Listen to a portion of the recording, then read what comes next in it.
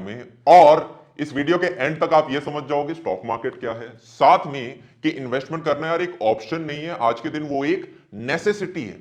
और वीडियो के एंड में आपको 300 रुपीज वर्थ का बेनिफिट भी मिलेगा। ठीक है, ये सबके लिए, जो भी देख रहा हो वो सब लोग वो 300 रुपीज का बेनिफिट उठा सकते हैं।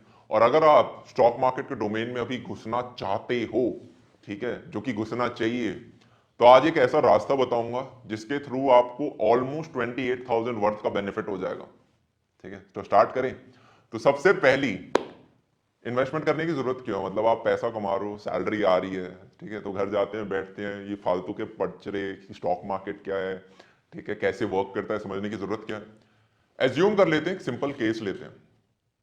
मान लो कि आपकी सैलरी 50,000 रुपए, 50,000 रुपीज, और आपको तो मंथली एक्सपेंडिचर है, खर्चा, वो 30,000 रुपए है। तो आप हर महीने लगभग कितना सेव कर लोगे? 20,000 रुपए। Very good. अगर इस 20,000 की सेविंग को मैं एक साल तक का लूं, 12 महीने से मल्टीप्लाई करूं, तो मुझे मिल जाएगा 2,40,000 रुपए।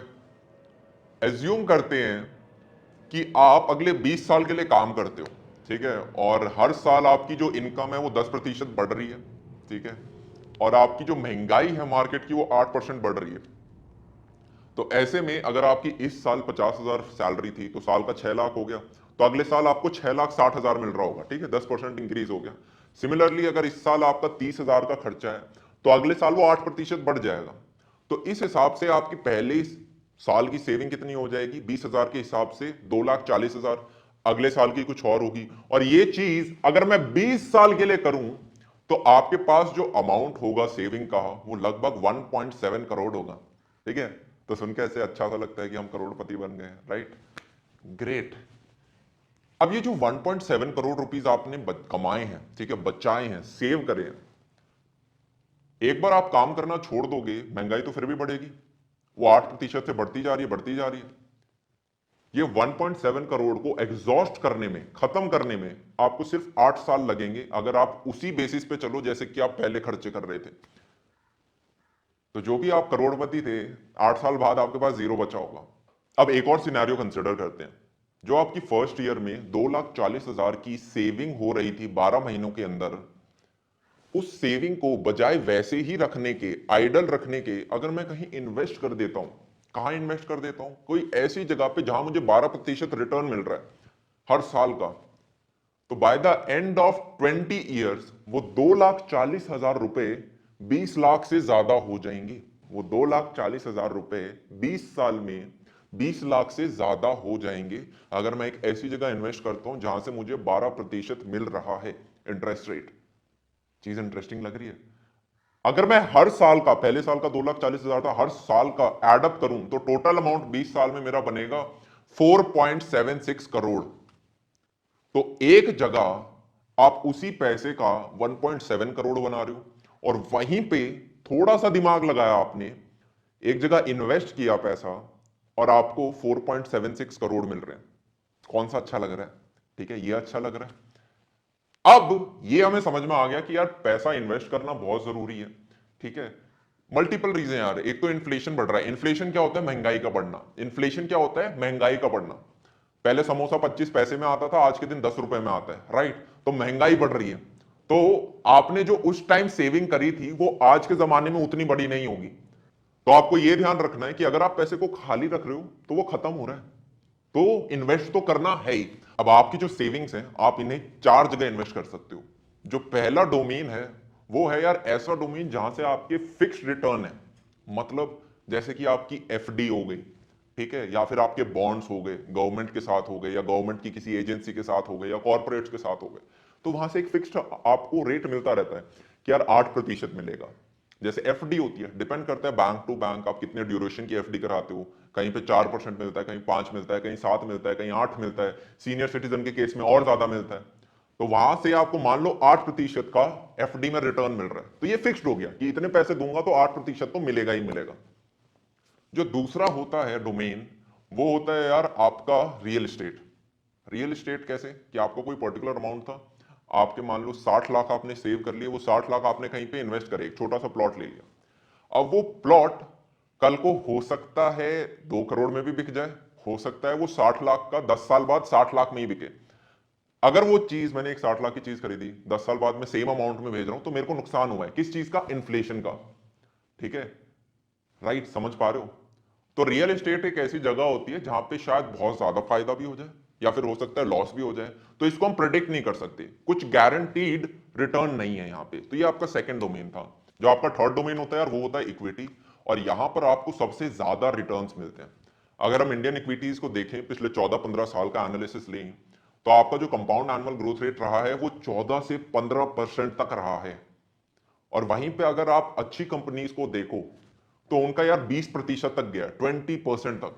तो ये एक बहुत बड़ा नंबर है। ठीक है, बहुत बड़ा नंबर है। अब इक्विटी क्या होती है? ठीक है, आप कैसे, बेसिकली आप यार कोई कंपनी है तो आप उसके कुछ शेयर खरीद लेते हो। शेयर कैसे खरीदते हैं, उनको कैसे बेचते हैं, उससे प्रॉफिट कैसे निकलता है, ये सारी चीजें हम आगे डिस्कस करेंगे। अभी के लिए हमें ये समझ में आ गया कि 14 से 15% पिछले 15 साल का रहा है और 20% तक रहता है कंपाउंड एनुअल ग्रोथ रेट अच्छी जगह में। जो फोर्थ आपका डोमेन है वो होता है यार कि आप किसी मेटल में इन्वेस्ट कर दो, कि गोल्ड में आपने इन्वेस्ट कर दिया, सिल्वर में आपने मेटल इन्वेस्ट कर दिया। तो अगर हम इनकी ग्रोथ रेट देखें तो पिछले 20 साल में लगभग 8% रही है, लगभग 8% रही है। तो अब हमने चारों डोमेन देख लिया, अब दोबारा बेसिक्स पे आते हैं। आप 20,000 रुपए सेव कर रहे थे हर महीने, अगर आप एफडी में इन्वेस्ट करते हो जहां से आपको 8% रेट मिल रहा है, तो वही अमाउंट जो आपका पहले 1.7 सीआर था, अब आपका कुछ 3 करोड़ कुछ बन जाएगा। 3 का 3.1 के करीब बनना चाहिए। अगर मैं सेकंड केस लेता हूं रियल एस्टेट, उसका तो यार पता ही नहीं कैसे रिटर्न आएंगे, तो उसको हम कंसीडर नहीं करेंगे। जो थर्ड होता है वो है इक्विटी। अगर इक्विटी में 15% का रिटर्न मानता हूं तो वो चीज मेरी लगभग 5.4 करोड़ बन जाएगी। कहां 1.7 करोड़, कहां 5.4 करोड़। ठीक है, अगर मैं फोर्थ केस लूं कि अगर मैं किसी मेटल में इन्वेस्ट करूं, ठीक है, तो वहां पे अगर 8% है तो वही लगभग दोबारा 3 करोड़ आपको मिल रहा होगा। तो यहां पे सबसे ज्यादा रिटर्न जो आ रहे हैं वो आते हैं इक्विटी में। पर एक चीज का यार ध्यान रखना है, इक्विटी में फिर आपको दिमाग भी लगाना पड़ेगा। एफडी में होता है ना कि यार आपने पैसे लगा दिए, तब भूल जाओ, घर चले जाओ, सो जाओ। ठीक है, तो वो जो एक्स्ट्रा 3 करोड़ का 5.4 करोड़ हो रहा है, वो एक्स्ट्रा 2.4 करोड़ के लिए हाँ थोड़ा सा दिमाग हम लगा लेंगे, कोई बात नहीं। और मैं बता दूंगा कि कैसे वो चीजें करती हैं, वर्क कैसे करता है ये पूरा फंक्शन। अब हम बात करते हैं स्टॉक मार्केट के बारे में। स्टॉक मार्केट क्या होता है? जैसे यार आपका सब्जी का मार्केट होता है, कपड़ों का मार्केट होता है, वैसे ही आपका स्टॉक का भी मार्केट होता है। वहां पे क्या मिलते हैं, आप कंपनीज के इक्विटीज खरीद सकते हो। एक एक्स कंपनी के मुझे वाई शेयर्स खरीदने हैं तो कहां जाऊंगा? स्टॉक मार्केट में जाऊंगा। ठीक है, या सेल करने हैं तो कहां? स्टॉक मार्केट में। ये सारी ट्रांजैक्शन कहां हो रही होगी? स्टॉक मार्केट में हो रही होगी। ठीक है, ये चीज समझ में आ गई। अब यार आप सीधा स्टॉक मार्केट में घुस के कोई पर्टिकुलर चीज खरीद नहीं सकते कि यार मेरे को ये इतने शेयर चाहिए, लाओ दे दो, ले ये पैसे मेरे पकड़े, ये लो ले लो, नहीं। आपको बीच में एक मीडिएटर चाहिए। ठीक है, और उसका नाम होता है स्टॉक ब्रोकर। ठीक है, एक आदमी होगा, ब्रोकर बोलते हैं जिसे, आप उसके थ्रू सारी ट्रांजैक्शंस कर रहे होते हो। ठीक है, तो ब्रोकर एक मैंडेटरी चीज है। ओके, अब ब्रोकर कैसे मिलेंगे यार? या तो जैसे आपको कोई ट्रांजैक्शन करनी है तो आप क्या करोगे, आप ब्रोकर के ऑफिस में जाओगे, उन्हें बोलोगे कि मुझे फलाना कंपनी के इतने शेयर खरीदने हैं, तो वो आपकी ट्रांजैक्शन कर देगा। या फिर जैसे आपने मूवीज में देखा होगा कि एक ऑफिस होता है, ठीक है, वहां पे सारे लोग फोन पे बात कर रहे होते हैं, हाँ भाई कितना खरीदना है, कितना बेचना है, कितना खरीदना है, राइट? तो आप उन्हें टेलीफोनिक कॉल कर सकते हो। तो आपका ब्रोकर होता है, आप यहाँ पे होते हो, आप पहले अपना कोई सीक्रेट कोड होता है वो एक्सचेंज करते हो और उसके बाद आप बताते हो कि हाँ यार ये चीज इतनी खरीद ले, इतनी बेच दे, वो पर्टिकुलर चीज कर देता है। जो तीसरा तरीका है यार वो है डू इट योरसेल्फ, कि आप खुद कर सकते हो। ये कौन सा तरीका है? यहाँ पे क्या है यार, आपकी काफी सारी आजकल एप्लीकेशंस आती हैं, आप उन्हें डाउनलोड कर सकते हो और वो आपको एक सॉफ्टवेयर हो जाते हैं, बेसिकली आपका एक पोर्टल हो गया। ठीक है, और वो ब्रोकर का ही काम कर रहे होते हैं पर आपके ऐप के थ्रू कर रहे होते हैं। फील समझ गए? तो मतलब हमारा सारा काम कम हो जाता है, आप घर बैठे बैठे सारे के सारे ट्रांजैक्शंस ट्रेडिंग कर सकते हो। तो ये 3 तरीके होते हैं, हमें तीनों के तीनों समझ में आ गए हैं। जो तीसरा तरीका है उसको मैं इलैबोरेट करूंगा क्योंकि वही चीज है जो कि मेजॉरिटी ऑफ लोग हम कर सकते हैं। ओके, अब जिस तरह से यार रियल लाइफ में अगर मैं कोई प्रॉपर्टी परचेज करता हूं तो उसके पेपर बनते हैं कि ये एक्स प्रॉपर्टी अब मुझे बिलोंग करती है। सिमिलरली जब आप स्टॉक मार्केट में कुछ शेयर्स खरीदते हो तो उसका पेपर वर्क होगा ना कि अब ये शेयर आपको बिलोंग करते हैं, कुछ पेपर वर्क होगा। तो 1996 से पहले तो असली में पेपर वर्क होता था, ठीक है, ऐसी उन टाइप होती थी चीजें कि this now belongs to me. 1996 के बाद डीमैटेरियलाइजेशन हुआ है, ठीक है, मतलब कि जो भी पेपर वर्क था वो अब सब डिजिटल हो गया। जितनी भी आपकी रिसीव बनती थी सारी की सारी अब डिजिटल हो गई हैं। और इस डीमैटेरियलाइजेशन को शॉर्ट में डीमैट भी बोला जाता है, DEMAT, डीमैटेरियलाइजेशन, मतलब पेपर यूज नहीं होता। अब ये डीमैट अकाउंट होना बहुत जरूरी है। What is a demat account? Demat account होता है, देखो बेसिक्स है, स्टॉक ब्रोकर नेसेसरी है, और दूसरी चीज जो रिक्वायरमेंट है, मैंडेटरी है, वो है आपका डीमैट अकाउंट। वहां पे क्या होगा, मान लो स्टॉक ब्रोकर के थ्रू मैंने इन्फोसिस के कुछ शेयर खरीदे, ठीक है। अब ये जो ट्रांजैक्शन हुई है, इसका जो बिल है, सरल भाषा में, ठीक है, बोलूं मैं तो ये कहीं सेव होना चाहिए ना। ये कहां होगा? जैसे तिजोरी होती है तो आप उसमें अपने इंपॉर्टेंट कागजात रखते हो ना, तो डीमैट अकाउंट आपका एक तरह से डिजिटल तिजोरी हो गई। फील आ गई? अब समझ में आ गया, राइट। तो ब्रोकर के थ्रू आप सारी की सारी अपनी ट्रेडिंग कर रहे हो, और वो सारी ट्रेडिंग का अकाउंट आपके डीमैट अकाउंट में जा रहा है। अब ये जो डीमैट अकाउंट है, जो कि मैंडेटरी है, नेसेसरी है, ये इसके यार कुछ चार्जेस होते हैं, 600 रुपए। पर अच्छी बात यह, आज मैं एक ऐसा तरीका बताने वाला हूं जिससे कि आपके 600 रुपए नहीं लगेंगे, ठीक है, नहीं लगेंगे। ग्रेट, आगे कंटिन्यू करें। तो अभी तक यार हमें दो चीजें पता चल गई हैं कि अगर मुझे ट्रेडिंग में घुसना है तो दो चीजें मैंडेटरी हैं, पहला एक ब्रोकर और दूसरा एक डीमैट अकाउंट। अब ब्रोकर कैसे मिल सकते हैं? 3 तरीके थे, पर अगर आपको घर बैठे बैठे चाहिए तो आप क्या करोगे, अपना फोन निकालोगे और कुछ एप्लीकेशंस हैं जिनके थ्रू आप ट्रेडिंग कर सकते हो, ठीक है। अब ब्रोकर का यार वैसे और क्या फंक्शंस होते हैं? पहला फंक्शन होता है कि यार वो आपको मार्केट की एक्सेस देते थे, सभी मार्केट्स की, और उसके बाद दूसरा होता है कि यार अगर आपके बैंक अकाउंट से दूसरे के बैंक अकाउंट में फंड ट्रांसफर हुए हैं या नहीं हुए, अगले के बैंक अकाउंट से आपके बैंक अकाउंट में पैसे ट्रांसफर हुए हैं या नहीं हुए, ये सारी चीजें इंश्योर करना ब्रोकर का काम होता है। प्लस साथ में आपको ये भी बताता है कि कितने मार्जिन हैं, कि आप कहीं पे पैसा इन्वेस्ट कर रहे हो तो कितना मार्जिन मिलेगा, ये सारी चीजें आपको ब्रोकर बताता है। और बदले में वो क्या चार्ज करता है? एक ब्रोकरेज फीस, ठीक है, कमीशन। तो वो यार हर ब्रोकर का अलग अलग होता है। मैं आज आपको एक ऐसी चीज बताऊंगा जहां पे आपकी मिनिमम ब्रोकरेज फीस लग रही होगी, ठीक है, ग्रेट। और डीमैट अकाउंट आपका फ्री में बन जाएगा। अच्छा, अब यहाँ पे यार काफी लोगों को ये होता है कि पैसा डूब तो नहीं जाएगा, क्या ये चीजें फेयर होती हैं, कुछ रेगुलेशंस वगैरह हैं?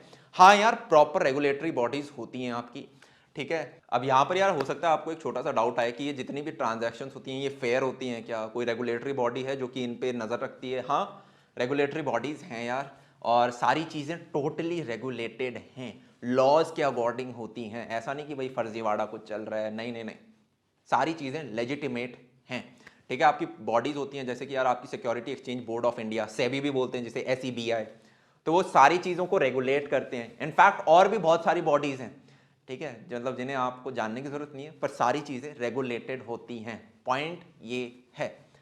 तो अगर आपको यार ये वीडियो समझ में आया तो इतना पता चल गया होगा कि इन्वेस्टमेंट करना बहुत जरूरी है, वरना जो भी आपने पैसे कमाए हैं वो इन्फ्लेशन के चक्कर में कम हो जाएंगे और उतना मजा नहीं आएगा। वो 1.7 का 5.4 करोड़ नहीं बन पाएगा। तो अब इन्वेस्टमेंट कहां करें? 4 डोमेन थे, आप चारों में कर सकते हो, ठीक है। पर जब हम यंग होते हैं यार तो हम ज्यादा रिस्क ले सकते हैं, ठीक है। आपके पास फैमिली के ऊपर रिस्पॉन्सिबिलिटीज नहीं है, आप ज्यादा एक्सप्लोर कर सकते हो, समय है आपके पास, ठीक है। तो आज मैं चाहता हूं कि आप सारे लोग, जितने भी लोग इतने दिनों से कह रहे थे हमें स्टॉक मार्केट के बारे में जानना है, ठीक है, अपना पहला स्टेप लो। फर्स्ट स्टेप होता है सबसे ज्यादा मुश्किल होता है, ठीक है। और आपको कुछ नहीं चाहिए, सिर्फ एक पैन कार्ड चाहिए, सिर्फ एक पैन कार्ड चाहिए, और आपका बैंक अकाउंट कुछ है तो वो चाहिए बस। और आप आज अभी अगले 10 मिनट में इस दुनिया में घुस सकते हो। रास्ता ये है, आप अपना फोन निकालो, बहुत सारी एप्लीकेशन है, ठीक है। आप अपस्टॉक्स को डाउनलोड कर सकते हो। अपस्टॉक्स क्यों? क्योंकि आपका फ्री डीमैट अकाउंट बन जाएगा, ठीक है, 600 रुपए वहां बच जाएंगे, प्लस 28,000 रुपीज के आपके और बेनिफिट्स मिलेंगे जो कि मैं नीचे डिस्क्रिप्शन बॉक्स में डाल दूंगा, ठीक है, कि वो 28,000 में आपको क्या क्या चीजें मिलने वाली हैं। प्लस आपको फ्लिपकार्ट का 300 रुपए का वाउचर मिलेगा अगर आप इस पे अपना डीमैट अकाउंट बना लेते हो तो। प्लस ये आपका प्ले स्टोर पे हाईली रेटेड, सबसे ज्यादा रेटेड ऐप है, ठीक है, जिसके रिव्यू सबसे ज्यादा अच्छे हैं, 1 मिलियन प्लस डाउनलोड इसके हो चुके हैं।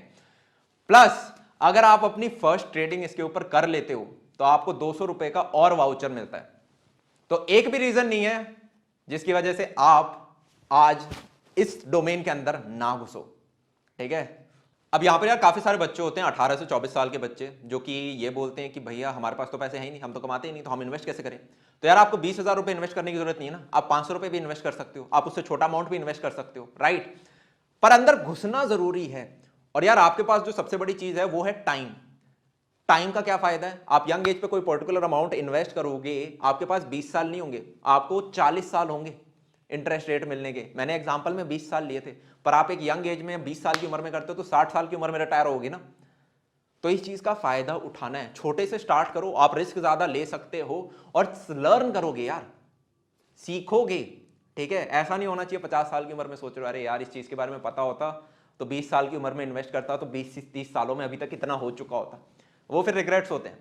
तो आज यार आपके पास सब कुछ है, मैंने आपको रास्ता बता दिया है, नीचे डिस्क्रिप्शन बॉक्स में लिंक मिलेगी, उसे जाके डाउनलोड करो, अपना पहला डीमैट अकाउंट बनाओ फ्री में, वाउचर तो मिलेगा ही, चलो ठीक है वो एडिशनल चीजें हैं, और शुरुआत करो। अगर आपको और इंफॉर्मेशन चाहिए, जो कि चाहिए होगी, तो मुझे बस बता देना। तो इसके बाद वाले जो वीडियोस होंगे यार उसमें हम और डेप्थ में जाएंगे, ठीक है, मार्केट को और समझेंगे। तो यार एक बार अपस्टॉक्स डाउनलोड करने के बाद अगर आपको कुछ इशू आ रहा है कि भाई डीमैट अकाउंट बनाने में या फिर अपनी अकाउंट डिटेल्स कैसे डालें, तो उसके लिए यार यूट्यूब पे काफ़ी सारे वीडियोस बन रखे हैं, आप उन्हें जाके देख सकते हो। मेरा ऑलरेडी बना हुआ है तो इसलिए मैं मतलब आपको नया बना के नहीं दिखा सकता, क्योंकि हर आदमी का सिर्फ एक ही बनता है, राइट। तो आप उनको रेफर कर सकते हो। और अगर आपको यार वो फ्लिपकार्ट का वाउचर चाहिए तो उसके लिए ये रेफरल कोड यूज़ करो, अपस्टॉक्स 500, तो 300 आपको पहला डीमार्ट अकाउंट बनाते ही मिल जाएगा, और उसके बाद फर्स्ट ट्रेडिंग पे 200 रुपीज़, और इस्तेमाल करो। तब तक के लिए see ya, have a good day and bye bye.